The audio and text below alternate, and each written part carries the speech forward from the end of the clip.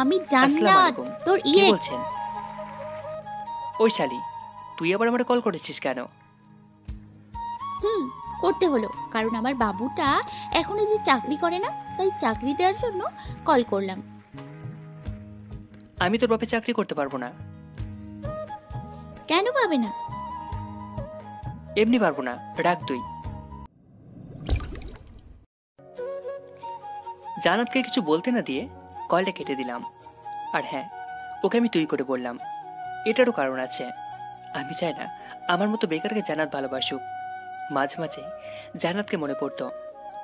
তখন অনিচ্ছা থাকা সত্ত্বেও চোখ দিয়ে জল গড়িয়ে পড়তো। মেয়েটার সাথে সবসময় খারাপ ব্যবহার করেছি। জান্নাতকে ভালোবাসার কথা আমি প্রথমেই বলেছিলাম। আবার ব্রেকআপটাও আমিই করেছিলাম। আমি চাই না আমার জন্য ওর জীবনটা নষ্ট হয়ে যাক। আর কিছু না ভেবে সেদিনের মতো ঘুমিয়ে গেলাম। পরের দিন সকালে নাস্তা করার পর আড্ডা দেওয়ার জন্য বাসা থেকে বেরোলাম। কি রে, আজ তো সকাল সকাল? না রে, এমনি। আর বাসায় থাকতেও ভালো লাগে না। সবসময় আব্বু চাকরি নিয়ে কথা বলে, ভালো লাগে না এসব। শুধু কি তুই একাই শুনিস? আমি শুনি না। তবে আব্বু ঠিকই বলে। আর কতদিন এভাবে চলবে? ঠিক আছে, এবার বাদ দে। রাহুল, সিগারেট দে। কেন? আরে শালা খাবো। কিন্তু নিলয়। আজ আমিও খাবো। কথাটি বলার পর দুজনেই আমার দিকে তাকাতেই মনে হলো ভূত দেখার মতো আটকে উঠেছে। কি হলো, এভাবে তাকিয়ে আছিস কেন?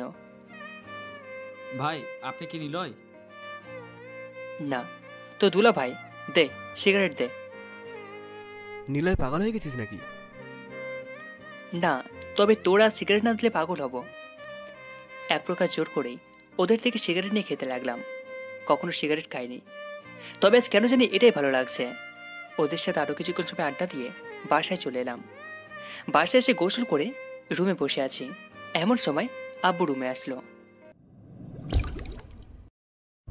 নিলয়, তো চাকরির কি হলো?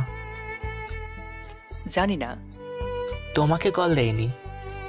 না। একদম মিথ্যে বলবে না। অফিসের বস আজকে বাসায় এসেছিল। বাবা, মানে? তোমারে তো মানে মানে করতে। কিন্তু আব্বু, আমি সব জব করতে পারবো না।